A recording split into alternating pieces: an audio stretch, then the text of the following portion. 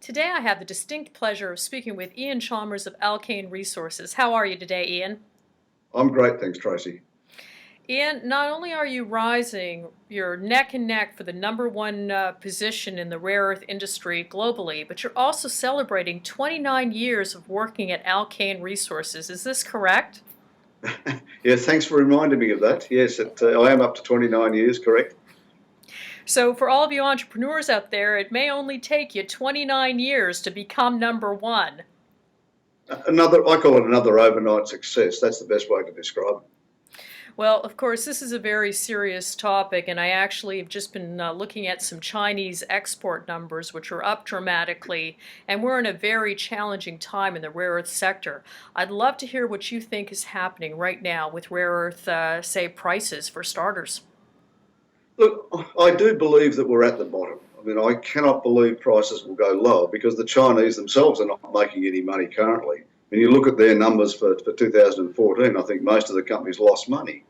So what we believe we're seeing is that this consolidation in the industry, in the Chinese industry, is that a lot of that consolidation brought with it various stockpiles and stocks that all the other smaller companies had. And they're now incorporating these larger companies which are having to get rid of that material so they can get back onto an even foot.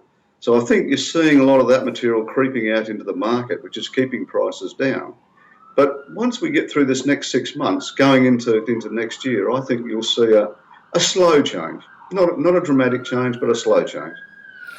Speaking of moving forward in the rare earth industry and perhaps the race to production, because you're planning on producing in 2017, is that not correct, Ian?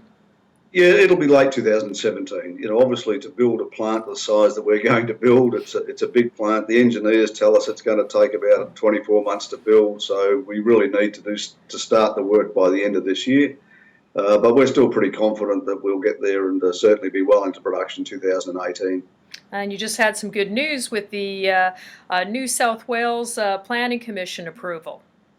Yes, it was another one of these long, hard slogs as it takes, about 2 years to get that done, but a major, major step forward for us because at least now we can go back and talk seriously to the finances, seriously on offtake agreements, which is very hard to do when you can't say to the counterparty, yes, we have project approval. So at least we've got that underway now. You were referencing what a large project you have, and for anyone who reads InvestorIntel, you must know who Alkane is. And if you don't, your mine life's projected to have what, 80 years? Is that correct? At least, Tracy. Basically, the initial open cut will probably last somewhere between 80 and 100 years. Unfortunately, we've got a second deposit about 3 kilometres away, which is about the same size. So we're probably looking at something way in excess of 150 years if in open cut life, if the metal prices stay where they are. Of course, in building such a substantial project, of course, the budget is quite large. Can you give us a bit of an overview on where we are right now towards raising, what is it, about 800 million, a little less? Yeah, it'll be in that 800 to a billion type range. If you put all the cost in, that's what we'll need to raise. And we've got the same strategy we've had for about 3 years, which is look at strategic investment. So somebody comes in or a group of companies come in and take 10%, 20% of the project, and we believe we can do that at NPV value. So that's a bit like a catalyst. The next driver is what's called the Export Credit Agency funding. And these are government agencies, they're like government banks that will come in and support projects and companies that are providing some service back to that country by offtake agreements, or the other way, engineering services coming from that country into the project. So they're the two key events, and then we have normal project finance, then finally back to the equity market.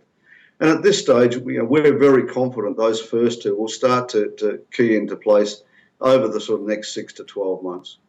And of course, you have some pretty impressive partners like Fidelity, Ian Gandel, and I want to bring you right back to that export credit, though, for a minute, because not all of us are familiar with these export credits. And I noticed that a very good article about you in the Australian, in fact, I wish we had written it, Ian, was about how Gina Reinhart had used these herself. Can you tell us how big these can actually be?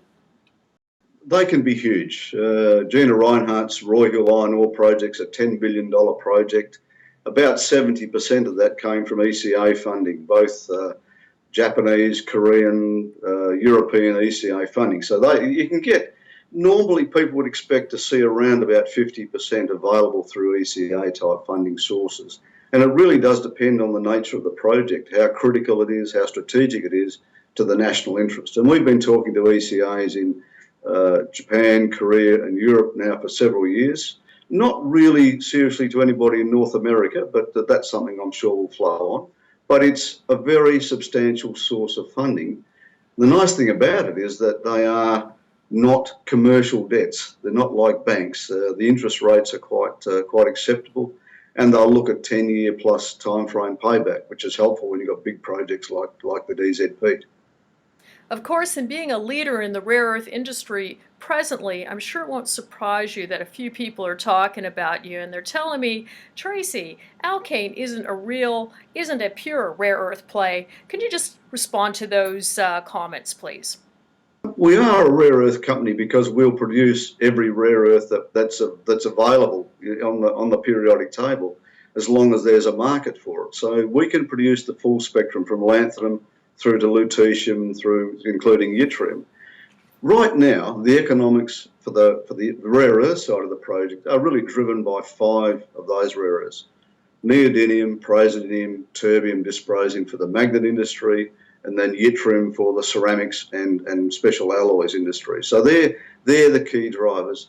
And if you keep hafnium in the mix, right now rare earths provide about 35%, 40% of our revenue. So we prefer to call ourselves a polymetallic project, and that's where we are, but we certainly will still be a significant participant in the rare earth industry. So just jumping backwards for a second, we talked about the most recent Planning Commission approval. What do you have to do next? What's on the plan of action? I think I read your bankable feasibility study is next here in October. Yeah, we've completed the feed part of that study. The front-end engineering and design has been completed. We're just putting all those numbers together. We're getting all the feedback from vendors, so we'll have firm prices for the project going forward. We've been working on offtake agreements. We're looking at the current revenue stream. So all of that will go into what will be a revised bankable study, probably be available around about early October sometime. So it's all progressing well. 2 other key steps though, just going back to the approval. We have to get our mining lease approved and our environmental protection license approved. Now these are bureaucratic steps. Just process where you go back and you repeat everything you've already repeated in your environmental impact statement for the benefit of the bureaucrats. But hopefully that'll all be done by late September, early October as well. So theoretically, early October, we're in a position to roll. Of course, Alkane also, I think you've got 60,000 ounces of production of gold. Is this correct? Or what kind of gold do we have right now at Alkane? Okay, well, we've just completed the financial year to June 30, and in that year we produced about 70,000 ounces of gold. We generated nearly $24 million cash flow out of that, free cash flow. So it's a nice, neat little operation. Importantly, it was something we did ourselves completely. It's all self-funded. The $110 million capital cost we built. We bought it in on schedule, on budget, and it's been happily ticking along ever since. Now, it's more about that small cash flow. So out of that 24 million last 12 months, we've put about 15 of that back into the Dubbo Zirconia project. So it's helped fund all the engineering study, fund all the process development market work. So it's been a very good supporter for the project going forward. Obviously, the DZP now needs to stand on its own feet. So Tom and Lee will just quietly tick along in the background producing cash, which is quite neat, really. Well, considering it's your 29th anniversary, is there any advice you'd like to give the rest of us in the technology metal sector here presently, Ian? Look, it's a great business, and that's what's kept me going all these years. It's fascinating. Every day I open the computer or turn the computer on and see some new development in this field, some new metal, some new alloy, some new application, and straight away you say to yourself, isn't this fabulous? Gold's great, sitting there dull and boring stuff, it just comes out. All the base metals, they're all dull and boring, been there, done that. So it's a great it's a great place to be. And you get concerned at times. We have all these depressed prices. Everybody gets very miserable. But the reality is, it's a great business, and it's going to continue to be a great business.